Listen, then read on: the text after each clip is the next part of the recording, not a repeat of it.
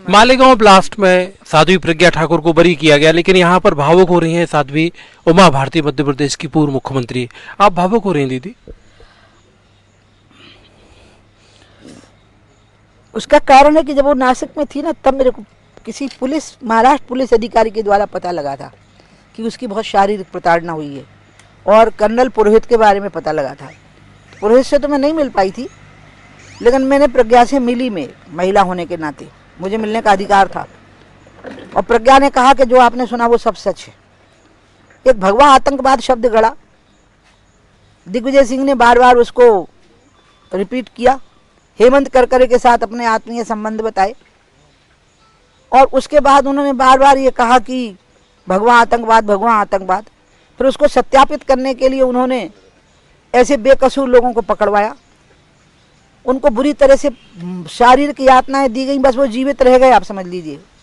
बाकी तो वो मौत की भीख मांग रहे थे। ये स्थिति उनकी किस तरह की चीजें बताई थी आपको? मैंने आपको बता ही नहीं सकती हूँ साहब, क्योंकि एक वो विस्तार की बात है। वो साध्वी कभी बताए प्रज्ञा तो ही उचित होगा, क्या क्या उसके साथ नहीं हुआ था। इसलिए जब मैं उसको मिली नासिक की जेल में, तो मैं कुछ ले नहीं गई, क्योंकि मुझे लगा जेल के नियम में मैं कुछ ले नहीं जा सकती। लेकिन मुझे नहीं पता था कि उसने अपने जेल में कैदी होने के नाते जो पैसे मिलते हैं, उससे माला मंगवा रखी थी। मेरे लिए एक शॉल मंगवा रखा था, उसने मुझे वो उड़ाया था, माला पहनाई, मेरे आंसू पहुँचे, मुझे चुप कराया। मैं वैसे रोती नहीं हूँ, मुझे रोती हूँ तो आँख के आंसू होते हैं, दुख जो जल रहा होता है अंदर। इसलिए जब बरी हुई मैं बहुत खुश हुई। जब यहाँ से उम्मीदवार बनी, सांसद बनी, तो बहुत खुश हुई। मैं चाहती हूँ कि कर्नल पुरोहित का भी इसी प्रकार से सम्मान हो। मैं कभी उनके घर में जाके उनको मिलूंगी, उनका अभिनंदन करूंगी, और अन्य जो आरोपी बरी हुए हैं उनका भी अभिनंदन होना चाहिए। किसको माफी मांगनी चाहिए इस पूरे केस में? इसमें राहुल गांधी को, दिग्विजय सिंह को, और अन्य सभी नेताओं को जिन्होंने भी भगवा आतंकवाद का शब्द प्रयोग किया था। आज उन सबको देश के सामने कान पकड़ के हाथ जोड़ के माफी मांगनी चाहिए। क्यों किया था भगवा आतंकवाद?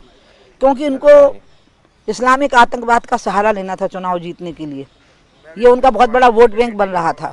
इस्लामिक आतंकवाद के जरिए इस देश के मुस्लिम युवाओं को वो एकत्रित कर रहे थे, उनके अंदर आक्रोश पैदा कर रहे थे, और इसी को काउंटर करने के लिए, संतुलन बनाने के लिए उन्होंने, और ये पहले से चल रहा है, नेहरू जी के समय से, जब राम जन्मभूमि पर ताले डाल दिए गए और पूजा की व्यवस्था कर दी गई। ताले पड़े हैं तो मुसलमान खुश, पूजा हो रही है तो हिंदू खुश। बिल्कुल उसी नीति पर, नेहरू के समय की नीति है ये, कि हिंदुओं की खूब बेइज्जती करो और मुस्लिम समाज को नाराज मत होने दो।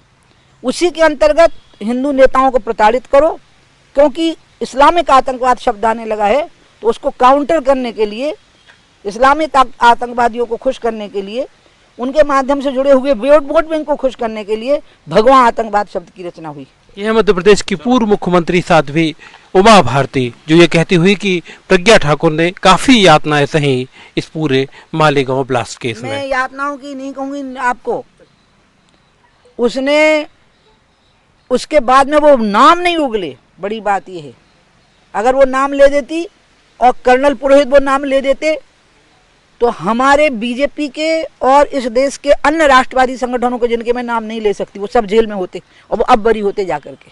कैमरामैन शरद कपूर के साथ मनोज शर्मा, भोपाल, न्यूज़ 18 इंडिया।